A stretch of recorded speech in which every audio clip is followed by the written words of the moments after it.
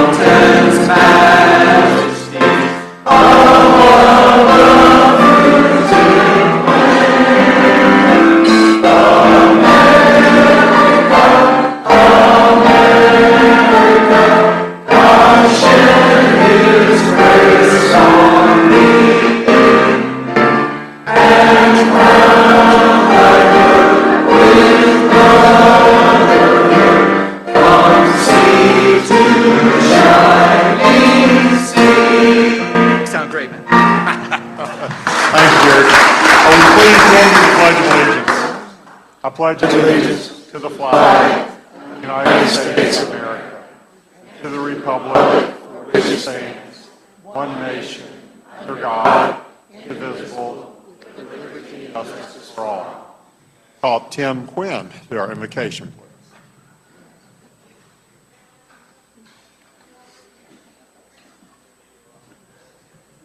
Good morning. Please join me in prayer.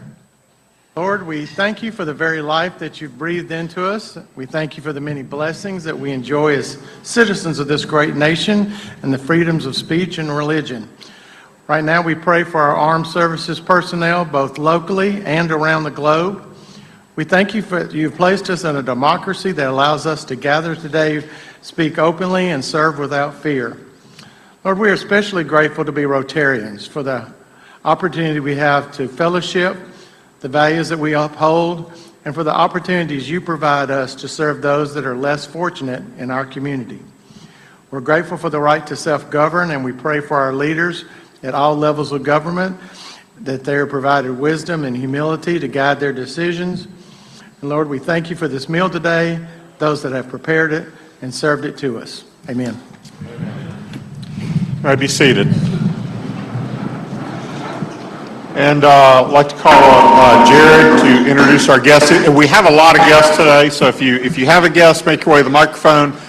Just simply do a quick introduction of the guest's name so we can move forward. While Jared's preparing, I just want to know, stay here. I was just going to tell you, I heard this morning, Guard Wade is in the hospital, so please keep him in your prayers. Not sure what has occurred there. And I did speak with Robert Touchstone. You all know that he is in the hospital recovering from multiple surgeries after an accident. And but I talked to him yesterday, and he actually sounded in great spirits, really, really upbeat. So I think he's going to do well, but he's got about 8 more weeks ahead, he said, in rehab. Jared? All right. We have a lot of guests today. So, Kristen, do you want to be first? Sure, I'd be happy to. I spoke with our immediate past Rotary President, Greg Lott, the other day, and he was telling me how good this speaker was going to be. And I told him I'd bring some of our folks. A lot of you may not know that Greg has been a part of the Art Caddo Bossier for many, many years, and so we're grateful for his leadership. With me today, I have our COO, Chris Hackler, our CFO, Debbie Elliott. If you guys will stand as I call your names. Our Director of Employment and Habilitation Services, Demetria Botello. Our Administrative Operations Manager, Badrika Harper. Our Director of Marketing and Communications, Casey Jones. Our Director of Donor and Community Engagement, Deidre McVeigh-Schulmeister. And our Communications Coordinator and Graphic Designer, Jordan Fong. Welcome. Kristen, I think we should have introduced everybody else in the room. That would have been quicker. I'd like to introduce everyone, Lynette Robertson. Lynette is the Executive Director for Shreve Memorial Library. She's a native of Shreveport. She's a longtime lover of libraries. She has a Master's of Library Science and a certificate in advanced management in libraries and information agencies from the University of Texas. She's been in the Dallas area, but she is from Shreveport, and she's also a Rotarian. She's been at the Irving Las Colinas Club, and she was a charter member of the Little Elm Rotary Club, and she intends to join our club. So y'all give her a hearty welcome.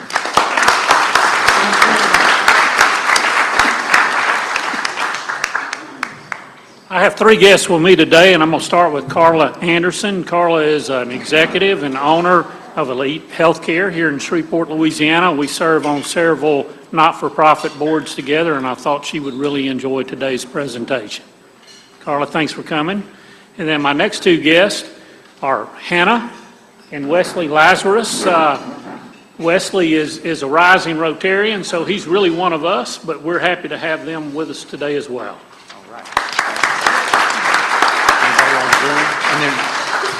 Okay. We do have a rising Rotarian. Jasmine, are you here? Yeah, Jasmine's right there. Oh, you are? It's okay. You can just say hi. All right. Glad to have you here. I have a guest today. Actually, I'm sharing the guest today with our newest member, Paul Cavell. His partner and his CFO, you make sure that you notice the woman's managing the money. Karen McCoy is here as our guest. All right. Okay. Oh, wait. Someone on Zoom. We had 4 people. I think Robert may be on there. We have Brent Lattin, Pat Quick, Susanna Thomas, and someone from UL Coleman. They didn't have their name. Didn't have their name. Okay. All right. Great. Thank you, Jared.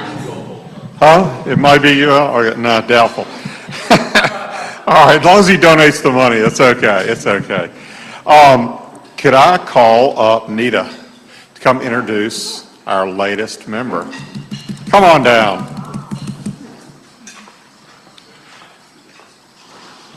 Nita, do you have her badge? Do you have her badge? Okay, good. All right. Making sure it wasn't slipped to me earlier, so.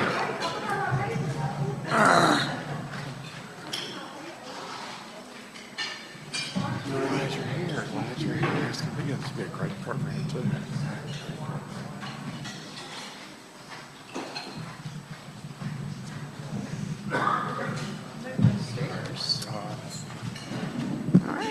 So hello, everyone. I'm very excited to introduce Sam Longphone. She is a commercial relationships banker with First Horizon Bank, where she enjoys helping local businesses navigate their financial growth. Her return to Rotary has come full circle with her discovered her passion for community service as a member of the Interact Club in high school in New Iberia. A Louisiana Tech alumni majoring in business, Sam spent several years in Nashville as an IT and financial software sales before returning home to be closer to her family. Her family has, what's it called?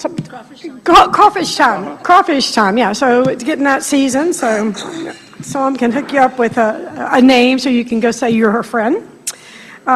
She's the youngest of 7 in a family of local business owners, and she affectionately identifies as a Cajun Asian. A Cajun Asian, thank you, Sam, for writing those 2 words together, and is thrilled to be back in the Shreveport community. Outside of her work, she's a proud mother of 2, stays active in the community through her involvement with Go for Kids, Habitat Humanity, and of course, Junior Achievement. In her free time, she enjoys cooking, traveling, and cheering on her favorite football teams. Sam Longphone. Everybody. Hold it in front and look right there. All right. Okay, now put it on you. Well, I'll let you put it on. Yeah. Since you don't have a button-up shirt today. Thank you. Thank you. Thank you. Do you want to say anything or not?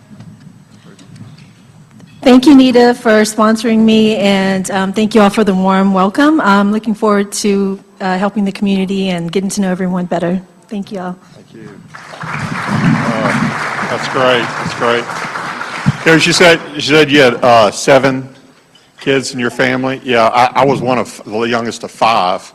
And it was really funny. I heard my father passed away when I was young, but an old friend was telling me a story one time. They went to the hospital and to see another friend that was dying at the time. And he said, well, how many kids do you have now, Paul? That was my father's name. He said, well, I have 5. And he says, oh, you must be Catholic. He said, nope, just a reckless Jew.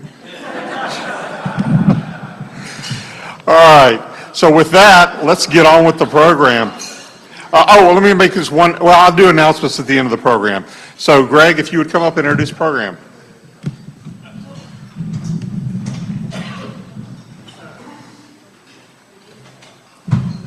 Wow, what a great turnout today. I'm glad everybody's here. You're going to hear a wonderful program. I felt like it was time to spice things up in Northwest Louisiana. So it's my honor to introduce my friend, Jennifer Ledet. Jennifer calls herself a recovering HR director, which means she spent years in the trenches of corporate chaos and got the shot glass, T-shirt, and scars to prove it. Now she's on a mission to help leaders stop running on autopilot and start leading on purpose. She works with leaders and teams from the boardroom to the break room to amplify what's already working, ditch what's not, and get real results without corporate mumbo-jumbo. Born and raised along the bayous of South Louisiana, Jennifer adds a bit of Cajun spice in the form of relatable stories and real-world examples to everything she does. I call that Cajun wisdom. Jennifer's also a professional juggler of coaching clients, speaking gigs, and her adorable grandbabies, that is. No flaming torches, just real life and really a full calendar. Please set down your phones, raise up your coffee, and help me welcome our speaker, coach, best-selling author, and above-average water skier, Jennifer Ledet.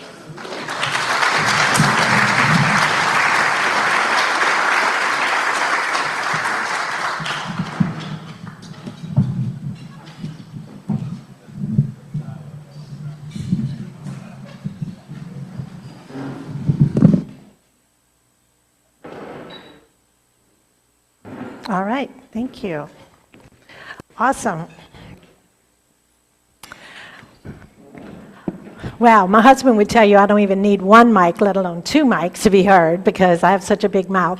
I'm so happy to be with you today. Thank you, Greg, for inviting me to come here and be with you today. You know, a lot of people think that because I teach leadership for a living, that I've got it all together all the time. Bless their hearts. Because the truth is, a lot of times I feel like my life is held together with duct tape, kite string, and Spanx. Anybody? If you ever feel like, wow, I've got it together on the outside, but people only knew what was going on the inside, if you ever feel like that, then you and I already have something in common. Now, I learned one of my earliest leadership lessons before I was of the age to legally vote. So growing up, I can remember going to my Mimi's house, my grandmother's house, every year for every holiday dinner. And now, let me see, this is a picture from excuse me. That's a picture of my brother in this picture, my cousin Buddy, my Aunt Mona serving my brother John, and I'm the cute one on the end with the pigtails and the good manners. Now, I'm wearing my favorite red jumper that my mama made me. And I'll have you know, I'm pretty sure that thing still fits to this day. Well, like many families, we had the grown-ups table and the kids table. But unlike many families, I was grandchild number 30-something in the lineup. I was number 7 of 7 2 songs, so we are sisters in that.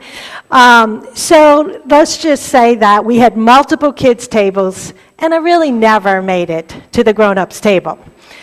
Fast forward, I'm an adult. I've got a good career as an HR executive, and I am still trying to recover from that trauma. But I was married, had my own kids. We were having our own holiday dinner. And all of a sudden, it hit me. I was still at the kids' table. Now, the worst part is that I was the one putting myself there. Now, I'm talking metaphorically in my life, of course, but I was still sitting at the kids' table. And that's because I was still playing small. I wasn't using my gifts and talents. I wasn't speaking up and using my voice. And that moment changed some things for me. I realized that really life and leadership are all about choices. Not big dramatic moments, but about the everyday choices that we make in life. So today what I'd like to do is talk about 3 powerful choices that we make in how we live and lead. Because y'all, the thing is, the choices that we make, ultimately, they make us. So let's talk about the first choice. And that is to choose to lead. Now, you might be saying, duh, I mean, that's pretty obvious, right? Captain Obvious. But when I talk about leading or leadership, I'm talking about leadership with a lowercase l. And by that I mean leadership is not about your title. Leadership is who you are. Leadership is how you show up in every situation. Leadership is how you communicate and how you carry yourself. Now, you know that this is true because you've met those people who just seem to have it, whatever it is. You know what I mean? That person that has that je ne sais quoi, that quality that's indefinable. Well, that something is usually called leadership presence. Now, leadership presence, what is it? Well, leadership presence is not one thing. It's a combination of powerful factors. It's not your job or your title or your role. We've already talked about that. It's not a wardrobe choice, and it's not even your ability to work a room. Leadership presence is really, at its essence, how people experience you. How do people experience you? What do they take away? How do they experience you? The people on your team, are you the kind of leader that others want to follow? How about your peers? Do you come across, do they feel like they can relate to you, they can trust you, and they can rely on you? And then what about executive leaders, senior leaders? Can they see you, the potential in you to serve at the next level? And let's don't forget about your personal life, because that's one of the things that is woven throughout all of my message about leadership. You're one whole human being. And let me ask you, are you giving your family your leftovers? Because that can happen. A lot of times we get caught up and we don't worry about our presence with our family. And we may be shortchanging them. So, a lot of times, anybody remember this guy? Bueller? I mean, this guy had the energy of a dial tone, right? A lot of times, it's not about what you say or do. It's the energy that you bring to it. Now, that doesn't mean you need to show up like this guy every day. Frankly, that would be a little annoying. I don't know about you, but an extreme example, but it drives home the point that a lot of how we communicate has to do with the energy that we bring. It's not so much the words, and it's not so much the actions, but it's the energy that you bring. So think about it. What kind of energy do you bring when you walk in the room? What kind of energy do people experience with you? Because are you the energy generator? Or are you the energy vampire? Because there are those people who just light up the room when they come in, and then there are those people who just light up the room when they go out. If they're sitting next to you, just keep your eyes on me. We won't even know the difference. But energy is so important. And we're not just talking about, when we talk about presence, we're not just talking about your physical presence. When you come into a room, one of the most important distinctions a leader can make is whether or not you want to be the thermometer or the thermostat. Okay, well, we can always go forward if we want. It's okay. Whether you want to be the thermometer or the thermostat. Now, the thermometer, they're just going to read the temperature and report it out. The thermometer sets the temperature. So if you choose to lead, you choose to lead by example. You choose to set the tone, set the energy, set the vibe for the room. As a leader of a team, you determine the culture. You have a lot to do with that culture. And I tell this to people all the time, and it kind of hurts, but sorry, not sorry. You've got the culture you've got because you've either condoned it or you've created it. A lot of people aren't being proactive and setting the temperature in the room. And I think that's a very important distinction. Now, we're not only talking about your physical presence, we're talking about your mental and emotional presence too. We all know that I use this actual phrase and this slide when I work with executive and senior leadership teams, helping them to all row in the same direction, because we've got those weapons of mass distraction in our purses and our pockets. Am I right? These things are inhibiting our ability to, we've got the ability to connect with people around the globe 24/7, but we're losing the ability to connect with the person sitting across the table from us. Anybody else feel that way? Yeah. I sometimes think the smartphones are making us all dumb. I don't know. The thing is, we need to be here now. Wherever you are, be there. As my mama would say, Misha, be where your feet are. Be there. We're always looking at the phone, what's next? What's my next meeting? What do I need to do next? What is my schedule tomorrow, next week, next month, next year? It's exhausting. And then we're missing this moment right here, right now. I think so many people just want a leader that will be present, that will be listening, that will hear them. So many people just want to be heard. And I see this over and over again. So we're talking about the first choice, which is the choice to lead. And that means choosing how you show up, regardless of your title or your role or your position. The next choice is to choose to take ownership. So when I talk about taking ownership, this is about choosing to be responsible.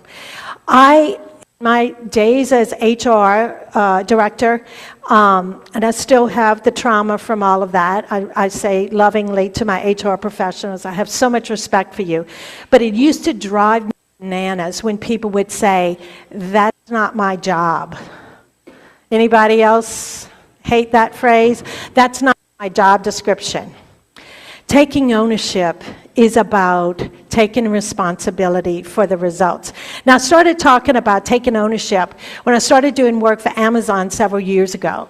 And I've been able to work with Amazon leaders thousands of Amazon leaders around the globe.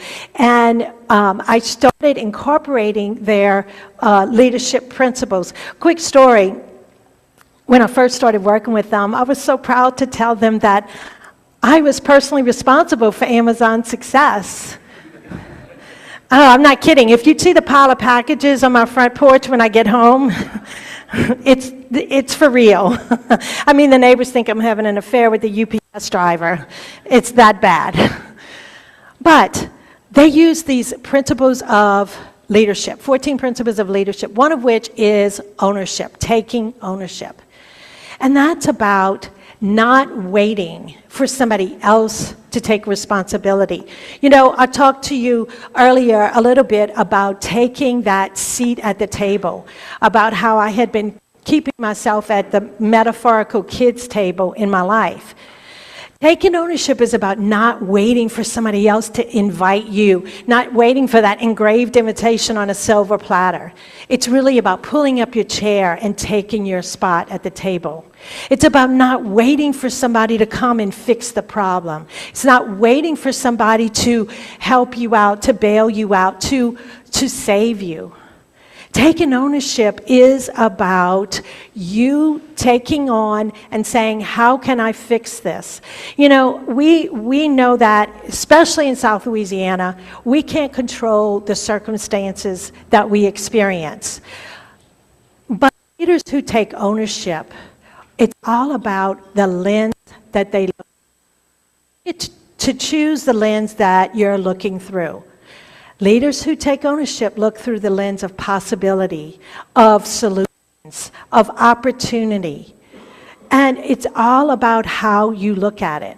You know, we have had devastating hurricanes in South Louisiana, and we had the Hurricane Ida layered on top of the pandemic, or as I affectionately call it, the Pandurricane, that we were dealing with. But you know, you got to look through the lens of possibility and of positivity. And you know, the language that we use is important as well. A lot of times we talk to ourselves, and that directs our energy and our behavior. So think about it. If you ever had something on your to-do list, and you said, oh, today I gotta fill in the blank, right? Anybody ever do that? Today I gotta go to this meeting. Anybody ever do that?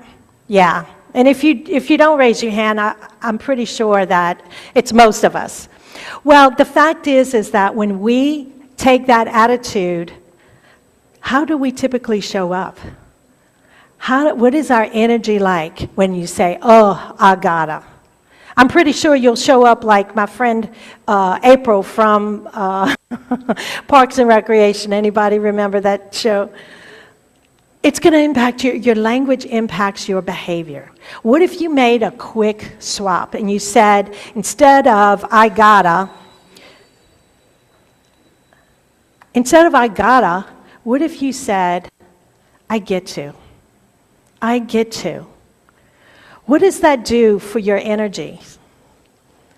What is that? What is implied in that little change of words? Instead of I gotta, I get to. What kind of attitude is implied? Anybody? Opportunity. An attitude of gratitude, right? An attitude of gratitude can change everything. It acknowledges that, hey, I am probably a lot more blessed than most people in this world because I get to go to this meeting. It's all about how you look at it. It's about the lens you look through. Now, I am not saying, and I'm not Pollyanna, and I'm not saying I'm grateful for everything. I'm human too. What I am saying is that I can be grateful in everything. We can't control the circumstances. We can only control how we respond to them. And we can only control the lens that we look through. So think about how can you take that attitude of gratitude and carry it into everything that you do. So we've got the choose to lead, choose to take ownership. This may be the most important one. And I know I'm preaching to the choir here, but it's to choose to serve. Now, when I talk about choosing to serve, it doesn't have anything to do with your position or title, but it's about saying, how can I have a positive impact? How can I do good here in this moment with what I have to work with? That's all it is. It's a powerful choice that you can make. Now, you know, when we choose to serve, it's not about being impressive. It's about having an impact. I believe that I have certain God-given gifts and talents, and my job is not to keep those gifts and talents to myself. My job is to look for ways that I can use them to bless and serve others. That's my belief, and that's what I'm out here doing, because I feel like I am definitely not somebody you want to ever have working with numbers in any form or fashion, okay? So that ain't my gift and that ain't my talent. But, you know, I was saying earlier, I was the kid who always got in trouble in school for talking too much. Guess what? I get paid to talk now. So I feel like I got the last laugh. My goal, though, is to use my talents to serve others. And when we do that, it's not so much about how we look as much as it is the legacy that we leave. So making that choice to serve is so important. The good news, let's see if this will work. We talk about leadership, and I've heard this said before. Leadership can be described as the difference between a shepherd and a wolf. You've probably heard this before. A wolf leads from behind through intimidation, fear, pressure, all of those things. A shepherd leader leads from the front, guiding, directing, creating a safe path for those to follow. I think that's a very important choice that we make, and it's going to have an impact on whether people want to follow us. Which kind of leader would you rather follow, a shepherd or a wolf? Most people would rather follow someone who provides them support and safety and resources that they need to be able to do their best work. And that's the goal, isn't it? To get people to do their best work. It's not about pressure and intimidation and fear, because that is not going to draw out the best that they have to give. So the good news about this, all right, there we go. We know this, that service is contagious. You've probably had someone who did some good deed for you or helped you out at a critical time. You remember it, don't you?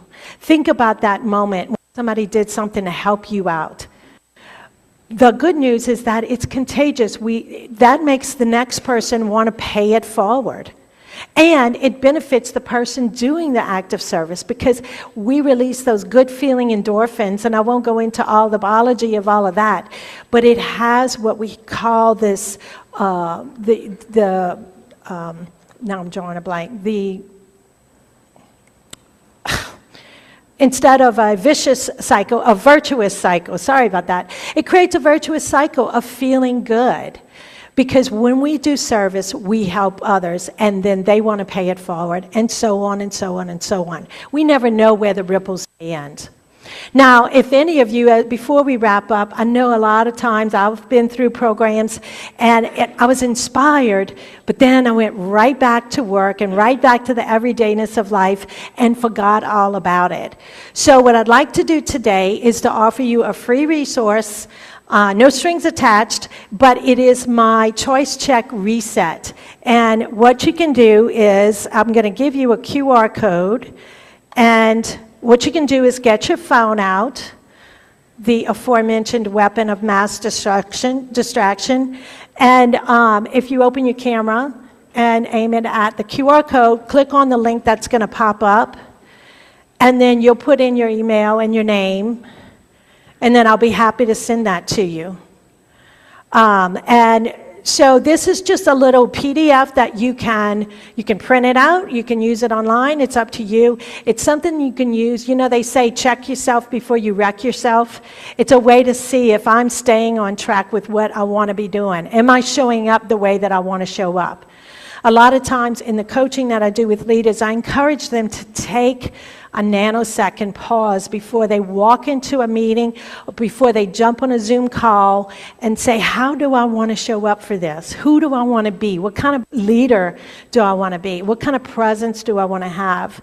This is just a tool that you can use. Once you've gotten it, we'll be connected, and then you'll be able to receive my monthly newsletters, where I give some quick leadership tips for people who want to live and lead by choice, not by chance, which is the title of my latest book. But if you just want to get the resource and you don't want to get my monthly newsletters, you can simply opt out after. I'll never speak to you again, but you can opt out. Always offer you that choice. So if you've gotten that, so let's go ahead, and I wanted to share about one of the greatest lessons I learned about leadership came from a family member who's not even a leadership expert. Imagine that. You're familiar with Tabasco, our good old Cajun ketchup, but you don't know my Tabasco. My Tabasco is my very red, I don't know what happened, that's okay, my very red golden retriever. Now, we had Tabasco for 14 years, and he was the best dog ever. But my big claim to fame is that when Tabasco was about a year old, I taught him to retrieve my newspaper. Now, Tabasco's a hunting dog, okay, so he's trained to retrieve. I'll go one more. He's trained to retrieve. So he thinks that everything needs to be retrieved, like shoes, socks, dish towels, things that are still being used. I mean, he would retrieve everything. But when I trained him, I taught him to get my newspaper and to release it gently into my hand when I said thank you. So I quickly learned that it's not the going and fetching that's difficult, okay? It's the million bright, shiny objects that come along to distract him on the way back, okay? So when he would do it right, I'd say, attaboy, Tabasco, thank you. He'd give me my newspaper, and I would rub his ears, because he loved to have his ears rubbed. And then I would give him a piece of cheese, because Tabasco loved him some cheese. Well, Tabasco's no dummy. He figures if I can get one piece of cheese for one newspaper, yes, he did. Yes, he did. He could wipe out the entire block in seconds flat. My neighbors love Tabasco.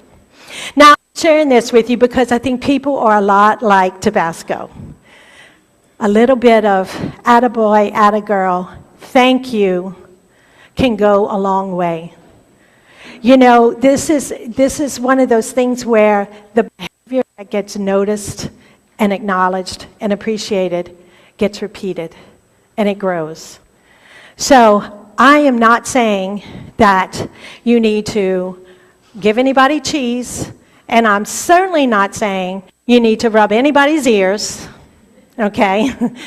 But what I do want to do is challenge you that before your head hits the pillow tonight, I want you to think about how many people you can thank, because you just never know where the ripples will end. And listen, y'all, those choices that we make end up making us. Thank y'all so much for having me. I've enjoyed being with you. Thank you for all the guests who came out today, and I look forward to staying connected with you. Thank you so much.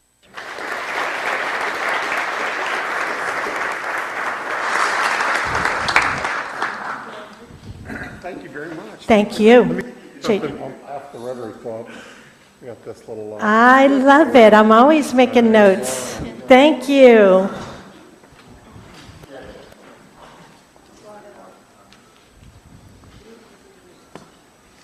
This is the time of the show where we will couple in and out. Uh-oh.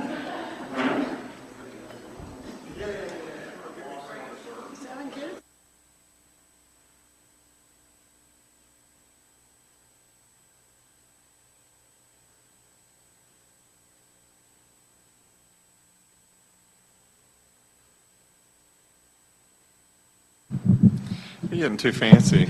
Getting too fancy, Matt. Okay, thank you.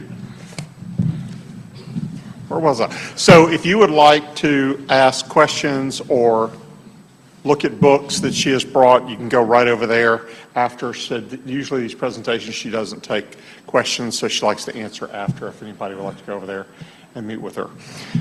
Really glad we had so many folks here. I do want to go over the Rotary contest. Matt, you took the little iPad. Can you roll the Rotary contest up there? There we go. This was lovingly prepared by Laura. She does a great job. And as you can see, the A team, or as I like to refer to it as, the best team, is winning hands down. And we will keep pounding away until the rock stars can never rise. But again, this is the bully pulpit. But no, we're having a lot of fun on this. I think we discussed this yesterday's board meeting. The losing team, what's going to happen is the captains of that team are going to have to sing karaoke up here, and the winning team is choosing the song.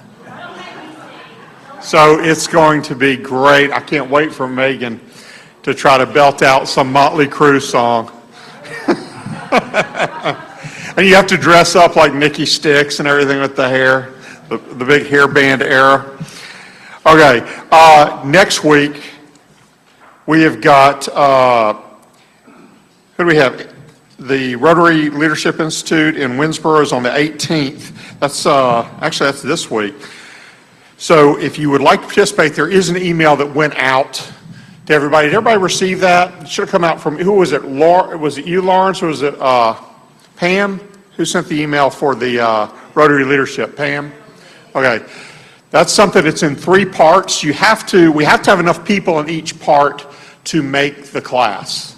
So if you're interested in learning more about Rotary and rising up the ranks through Rotary, it's great to have these 3 levels, in your wheelhouse. It certainly teaches you a lot. Next week, we'll have Angie White. Is that correct, Greg? Okay. And she's with Workforce Development. And we also have coming up, got to get all my notes here. We've got the water station for Holy Angels run on April 25th. To sign up, please get with Lawrence, and he will also need your t-shirt size for that as well. We are a little early. Does anybody have anything they would like to cover that I missed? Yes, Charlotta, go ahead. I will remind everybody as you're working on the last minute on taxes that the East Shreveport Club has their shredding event that is in the Porter's parking lot there at Burt Kuntz and Uri. You make a donation, and right then, all those papers you've been trying to get rid of in your house go into the truck and get shredded right there in front of you. And they're open from 8 to 12 this Saturday. So get rid of all the papers for a small donation to the East Shreveport. It goes to support all of their projects in the community. And if you have fun watching paint dry, you're going to go crazy when you see things getting shredded. So, I'd encourage you to go out there and do that. Okay. You might shred. Charlotta, if you're the first woman that said that to me. All right. Okay, so with that said, also one other thing, the food bank on the 23rd, and I'll remind you again, next week they're going to have their box packing from 1:30 to 3 o'clock on the 23rd. Is that right, Martha? 23rd, okay. So please come and join us there. 1:30 to 3, yeah, on the 23rd. Right, okay. All right, so with that, if you have your tickets, please get them out. We're going to have some lucky winners here. Money collected today was $108, 54 for the foundation, 54 to ticket number 717. Tom, look at her tickets for her, please. All right, Robert, there you go. Roll it over. Okay. Win something else. All right, well, that ticket's gone. So then we also have flowers from Roseneath Flower Shop, 672. 672. Oh, Margaret, all right, there you go. And then Andy Sheehy's hens have been busy. We have 4 half-dozen eggs. The first dozen goes to 796. 796. All right, there you go, Mark. Second dozen goes to 654. 654. All right, Mark. Another Mark. This is shenanigans. 2 marks in a row. Okay, the third set is 636. 636. Oh, there you go, Charlotta. Do the cats like eggs? No? Yeah, I would imagine they would go nuts. Okay. The Irish will gather. Yeah.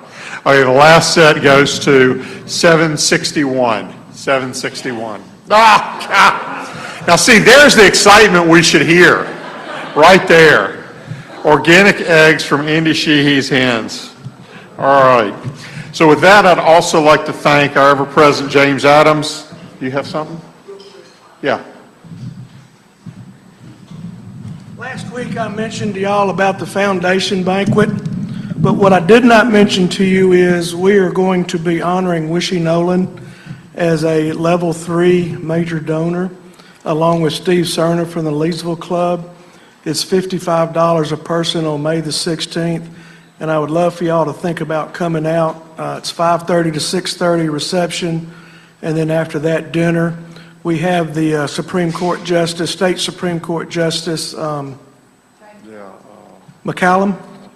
He was a speaker here several weeks ago, a couple of months ago, I guess. He's going to be the guest speaker. It's going to be a great time, so y'all consider coming out and as our club supporting Wishy. And that's at the Petroleum Club, downtown. There's something else I was going to say, Lawrence. God, what? Oh, now it's left me. You left something up here. Murphy's Law. Should have taken him with you. All right. So, James Adams, thank you for being our money taker. Philip Corley, Rapid Ticket Seller, and Tom Jackson as our greeter scanner. God, look at that face. How can you not be happy when he scans your badge? Ugh, now I know why tigers eat their young. All right. With that, please stand and join me in the 5-way test. Of all the things that I think, say, and do, is it the truth? Is it fair to all concerned? Will it build goodwill and better friendships? Will it be beneficial to all concerned? And will it be fun? Rotary is adjourned.